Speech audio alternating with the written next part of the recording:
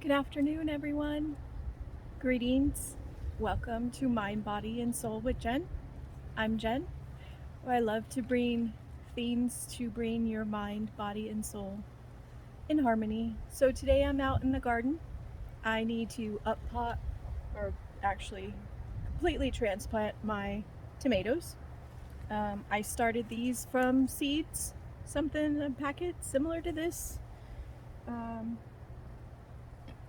I grew them in a little 6L tray like this. These guys obviously need to get transplanted. Should have been transplanted a long time ago. Shouldn't have all those crazy roots going. But anywho, these are not tomatoes.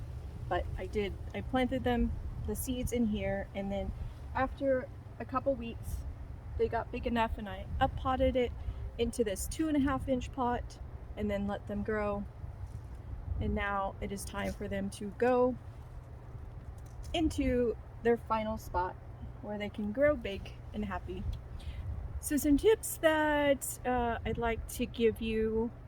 One, when you use plant markers, don't use a Sharpie, because guess what? Sharpie fades in the sun. So I have no idea which type of tomato this is. In fact, I have no idea which type any of my tomatoes are. So I'm just planting them. I know I planted the seeds of all the ones I wanted. However, I won't know which is which until they grow fruit. So should be fun and interesting. The only downside to that, so some of my plants are determinate tomatoes and some are indeterminate tomatoes. So the difference between that, determinate means that there's a determined number of tomatoes that plant will grow. And so normally those plants you don't prune and you don't trim back because you're just trimming back part of your harvest. Well, since I don't know which is which, I had to go ahead and prune them, so I will have less of a harvest on the determinate ones, but I wanted to make sure that on the indeterminates that there's plenty of airflow and growth and everything for me. So I don't know, you can see here these little nodes here. That's where I went ahead and trimmed the lower. So tomatoes are one of the few items that actually when you transplant it, you want to transplant it up real high on the stalk, and there's little hairs all along their stem. So this is going to grow roots all through here. So when I plant this, I'm going to plant it about yay high, which you don't normally do with other things that you plant. But tomatoes, you do. So I went ahead and already pre-trimmed these, and what I also did is I blended a mix. Wanted to throw a little bit of items that'll help it out when I stick it in the ground. So I made a little blend here. This is bone meal, blood meal, a Farmer's Almanac plant food, and then some mycorrhizae. I just blended that all together. This is a number 2 plastic, so it's food grade. I just reused it. This is what I had my collagen in. So I just blended those together. You can see it in here. I just reused the scoop. So to take a scoop of this and put it in the bottom of the hole that I dug, and like I said, I'm planting this probably 4 inches deep, so deeper than the pot itself. So I dug a deep hole, and I'm going to put that in the ground.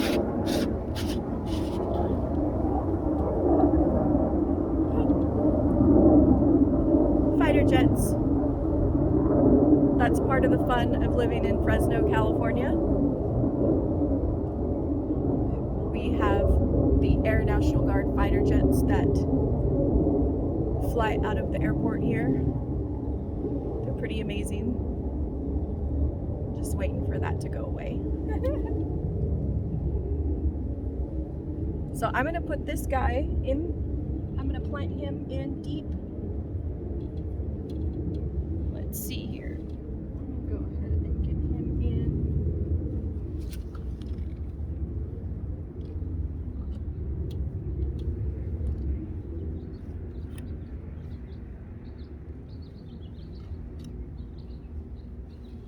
And then the other thing I'm going to do is I'm going to companion plant with my tomato. So there's no reason not to put a little something something around your tomato. I will actually prune this tomato as it grows up. I will use what's called a tomahawk.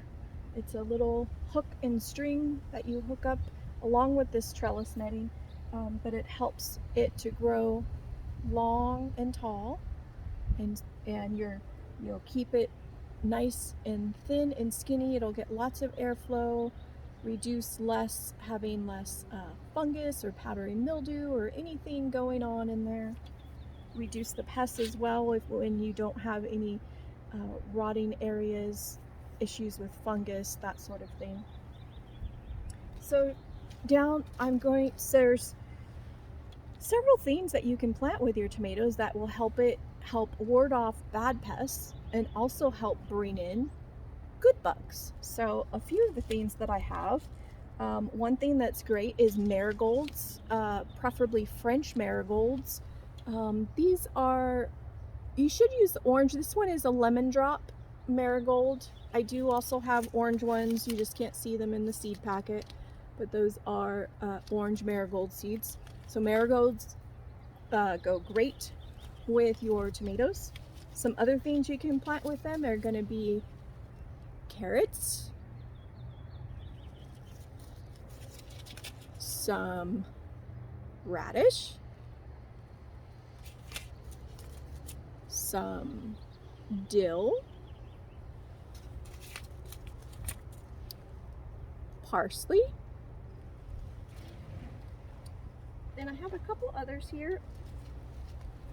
One of the best to grow with it, just because what goes better with tomatoes than basil?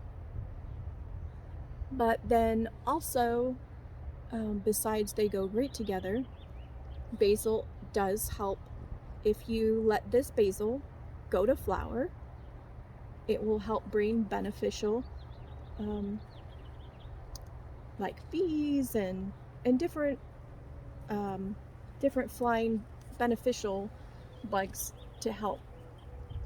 They'll get the pollen and nectar from the flowers. They'll actually also help pollinate the tomatoes for you as well, so that you get the beautiful fruit. So, and some of these others you'll want to let flower too. Your radishes, your carrots, those are great if you leave. You can harvest some of them and eat while you're waiting for your tomatoes as well, but you could also leave some of them and let those go to flower. Those will just help by going to flower as well. Another thing that is great to go along with your tomatoes is going to be peppermint. Now the thing with peppermint is you actually want to pot it in a separate pot near your tomatoes, not in with your tomatoes. Otherwise they will fight for space. So I'm going to put the peppermint in a separate pot, a little grow pot. Let's see here, something like this size here, and I will just set it next to my tomatoes, and that mint will just help keep some bad pests away. Again, always great to do companion planting. And then that way you don't just have a tomato here, you have lots of other fun things going with it. So there's a few other things that go great with your tomatoes. Anything from the alum family, so that's going to be your onions, your garlic, and chives. I was going to put some chives in here. I'll probably add them later. I just don't have any chive seeds yet.